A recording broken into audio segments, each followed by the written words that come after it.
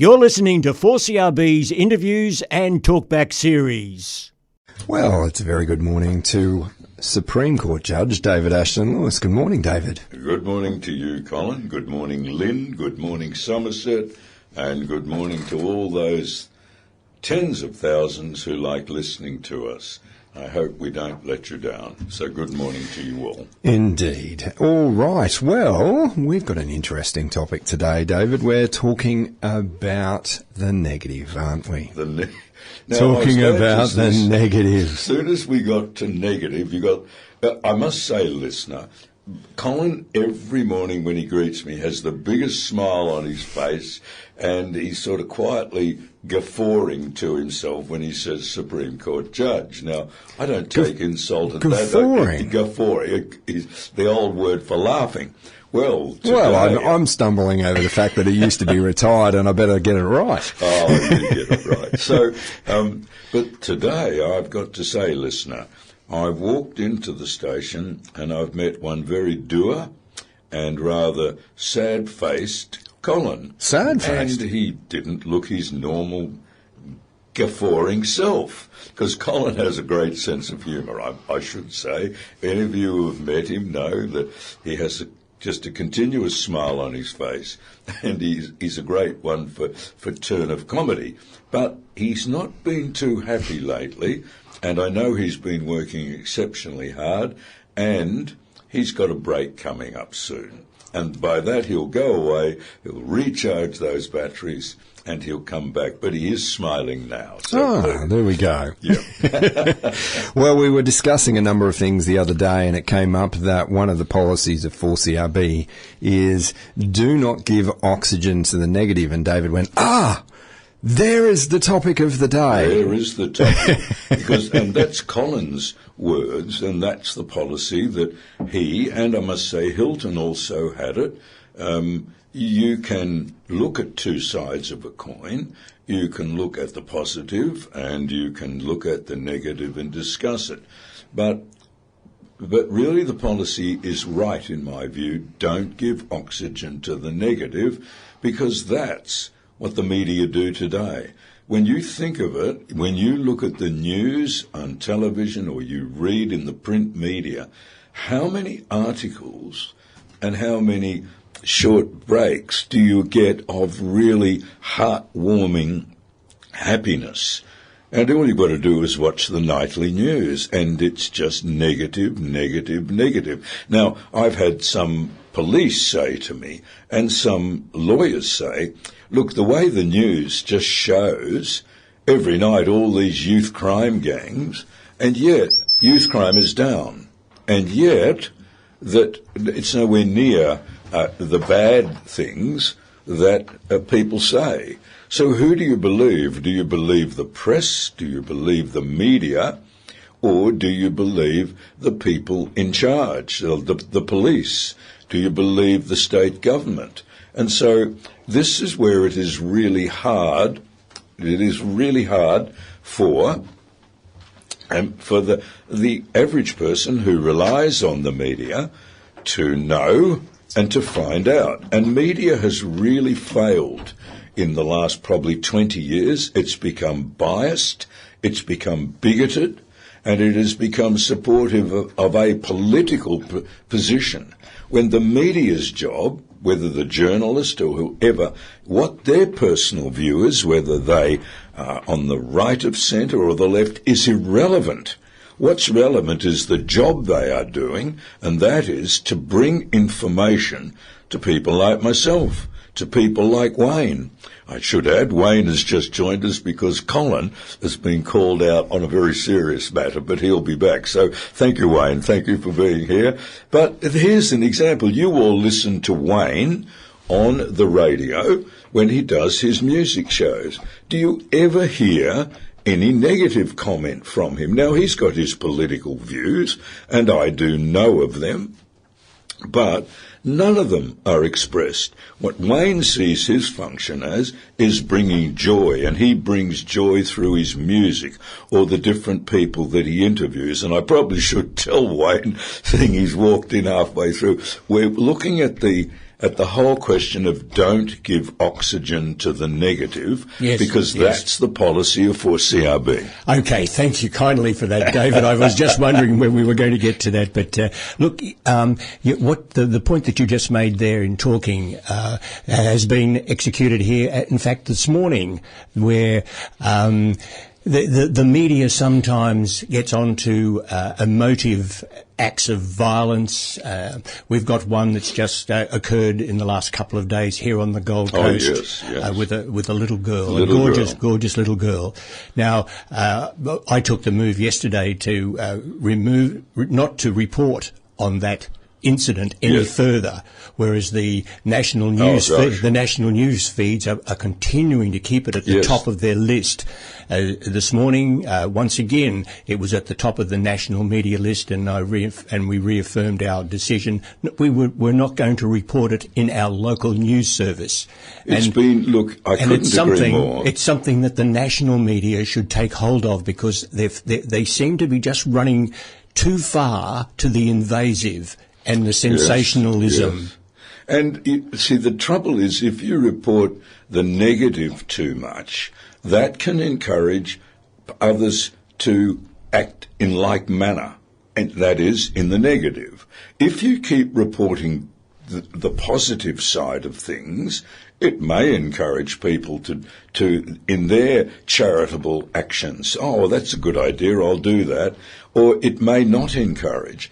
But given the human nature, and boy, as a judge, do I see both the bad side of or the negative side of human nature, but I also see the positive side. And if you keep giving air to the negative, it's highly dangerous to the mental well-being of a community. We've just seen reports coming out from this Commission of Inquiry into the killing of those two young police officers who went out innocently to a farmhouse, and they've found that it was a cult, and they've even designated this as Christian terror.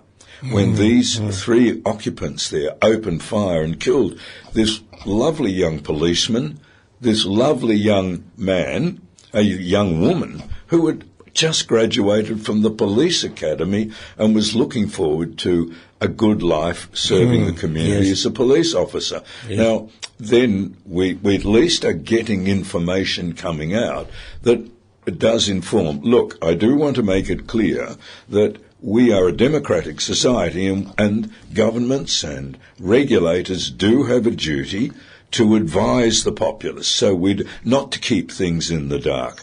The point that we're talking about this morning is yes, let us know, but don't keep going on about it. Because bad news sells, good news becomes boring. David, there seems to be a line, and it seems to be that our freedom of the press is rapidly coming to a day of reckoning. It is. And it at the moment, it appears that it does need some correction. I think you're dead right, Wayne. Look, people say to me I teach law students and new lawyers and people, and also other highly educated people, and they'll say if there's anything put on them, oh, but I have freedom of speech.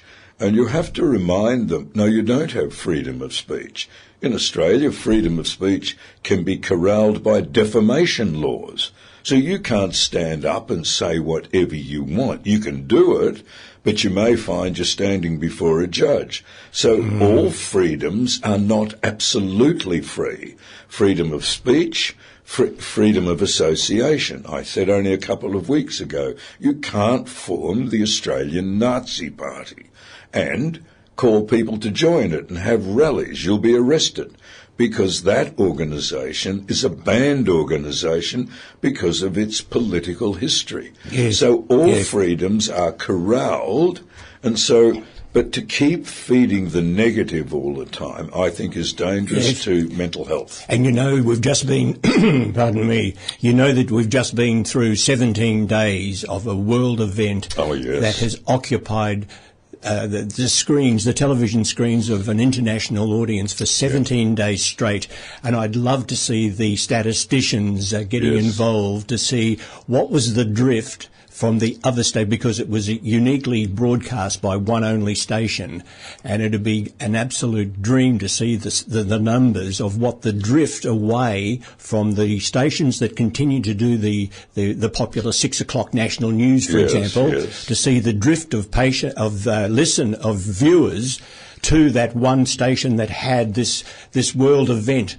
Which has been remarkable. Yes, that's legitimate and fair. It would give them something to go on to say, hey, maybe. It would, but I was very pleased. I've read it and heard one commentator right at the wrapping up of the final day of the closing of the games saying the one thing that stood out in Paris was the complete unity of spirit. There was no national divides. Now, you think of it. Now, Russia wasn't there, but Ukraine was there.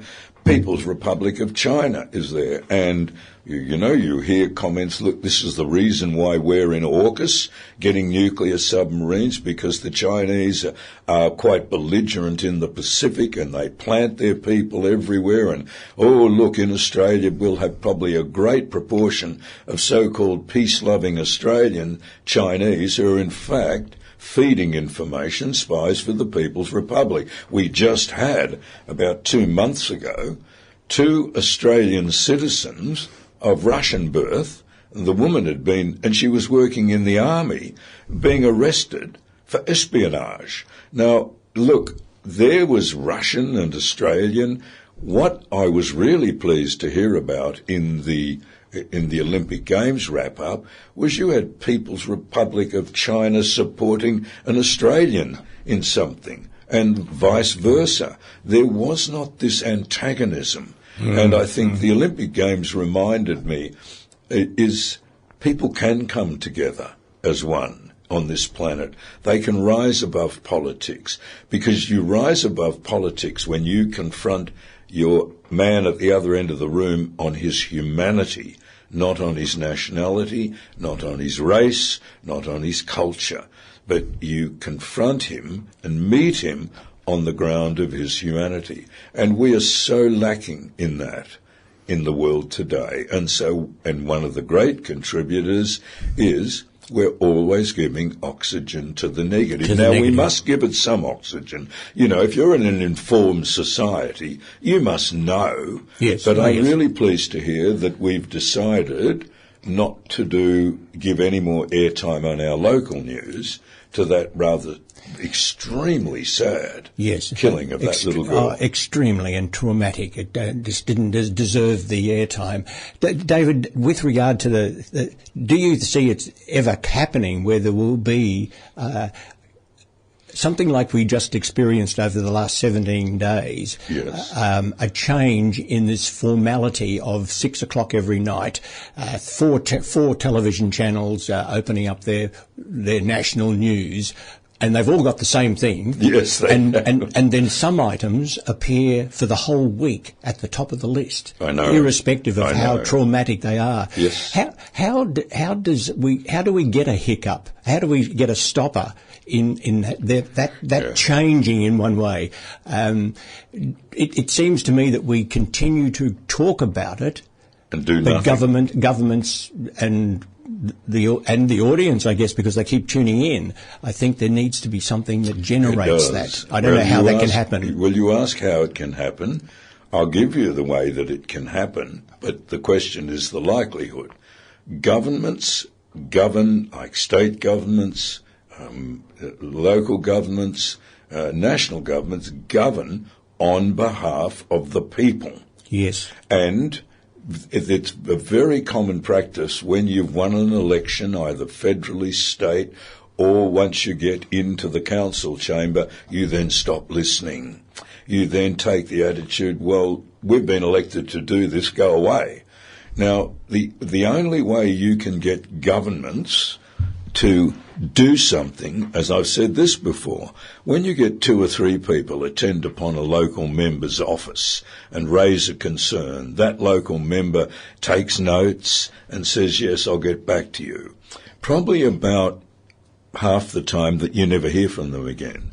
But if you have 1,000 people gently, politely, meeting with that member and saying, this is what we want to get done. Now, once won't be enough. It'll have to be 2 and 3 times for them to ping in their ear, good heavens, we really do need to act on this. And then it's because I'll lose my seat next election if I don't. Yes, fear. To me, the only way to do it, because of freedom of the press, is I've often wondered whether we should have one dedicated station in Australian television to local and state news. And anyone who wants to watch the news, and it's 24/7, yes. And anyone who wants to watch the news can flip over for an hour or half an hour to that station. And there'll be a schedule so you can see when an hour's or 2 hours worth of news, but you have one station, and the other station's licenses preclude them from broadcasting news. It virtually is a 24-hour news cycle, isn't it, with things like X now, the former Twitter,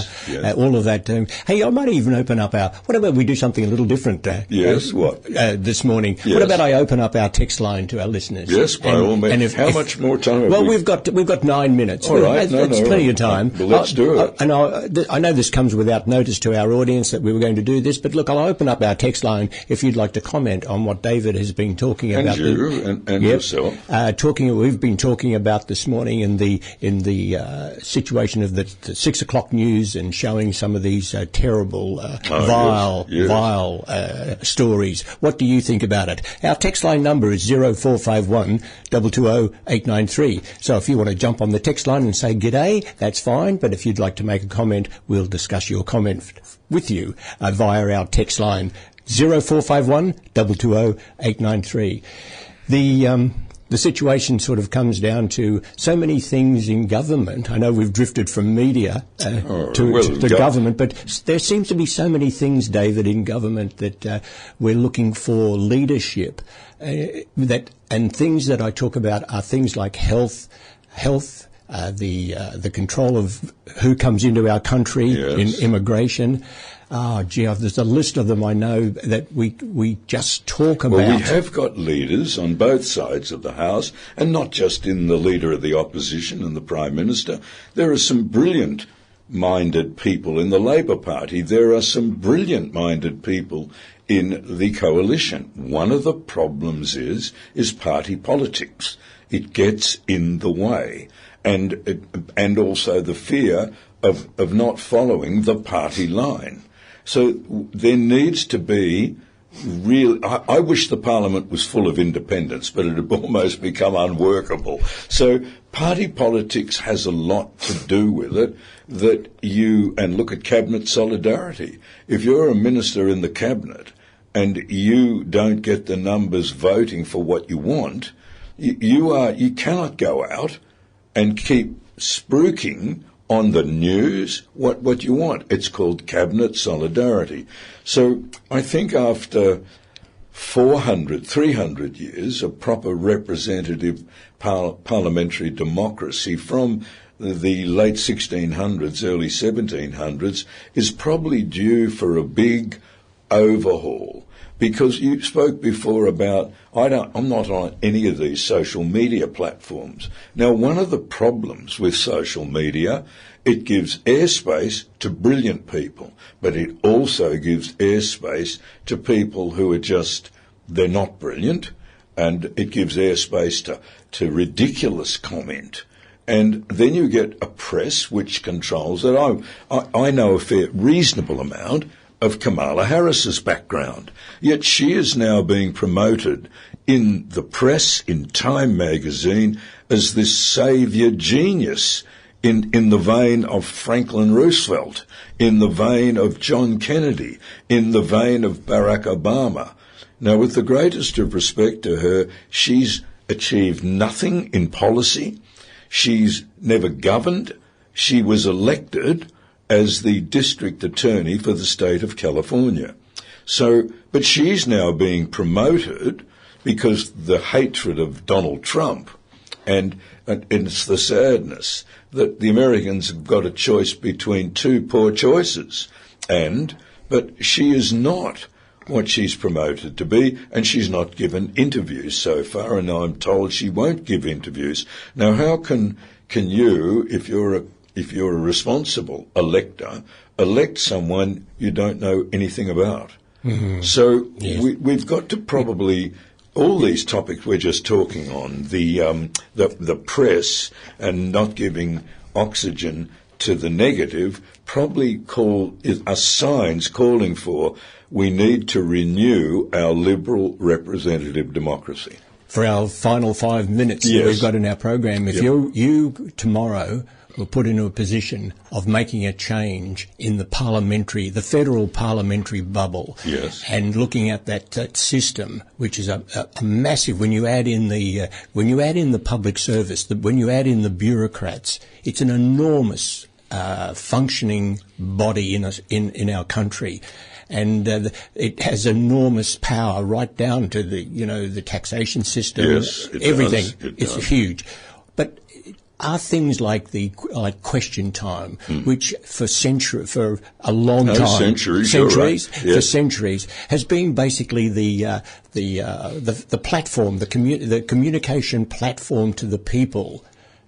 But now, today, with the technology that is around the system, it appears to have lost its real value. I think you're right. Would you, if you were in a position of power, would that be a change that you would consider? You would certainly look at, I think when you look at Western European democracies, and Scandinavia, and Australia, and Canada, and New Zealand, and the United States of America, they've all got faults. We've got faults. But we're probably the best functioning system in the world because we have oppositions who can hold governments to account. But the Question Time is important because don't forget the key word is all these governments, US, Canada, German government, French, they are representative of the people. And that gets lost too many times when parties get into power. And I've always been critical of the party political system because it doesn't give freedom in the parliament, not just in the party room, to say, no, I don't agree with that, so I'm going to cross the floor. Now, if you cross the floor, that's the end of your political career. And we saw what happened to that Miss Fatima Payman, that Muslim woman from Western Australia. She obviously, being of Palestinian birth, was very, very supportive, not of Hamas and their brutal regime, but of the Palestinian cause. Well, what happened to her? She was not sacked, but such pressure was put on her again by the conservative press, by conservative elements in the community, that she's left the parliament. Yet she's probably one of the types. She's young. She was in, I think, her early 30s, late 20s. We need that.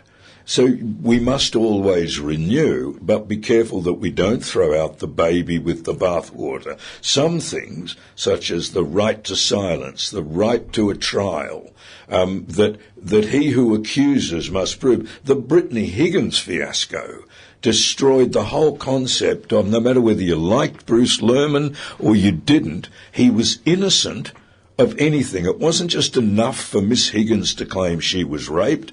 What would happen is there'd have to be a proper hearing for then a jury to say what she was saying was true. It did happen, or what she was saying was not true. It was far from that, wasn't it? It became a farce. A farce, and how on earth, I mean, how on earth that Lisa Wilkinson, when you knew that this interview was going ahead, you heard the contents of it, it should have been shut down. She should have been arrested and brought before in misbehaviour before the fact and seeking to influence. Look, I've sat on rape cases and they are tragic and they are sad, but it was like with Lindy Chamberlain.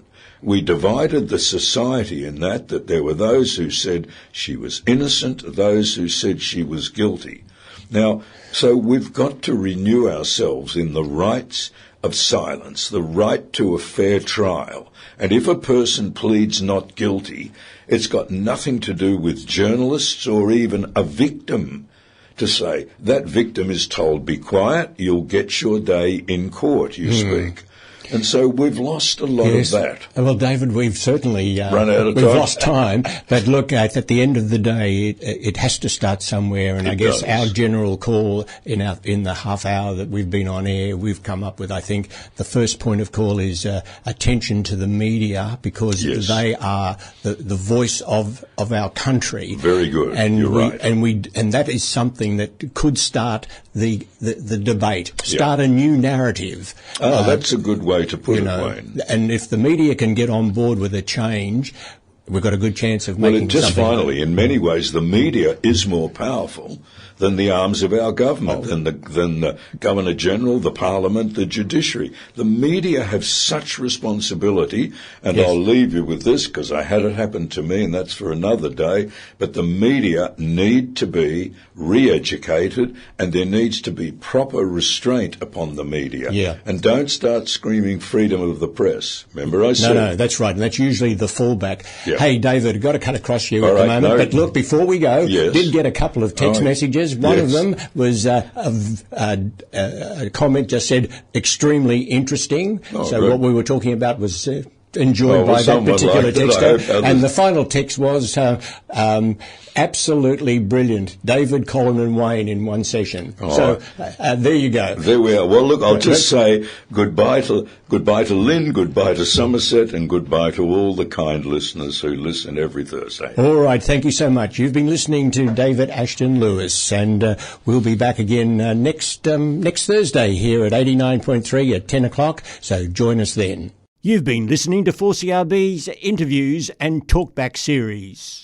Support local online content and become a financial supporter today at 4CRB.com.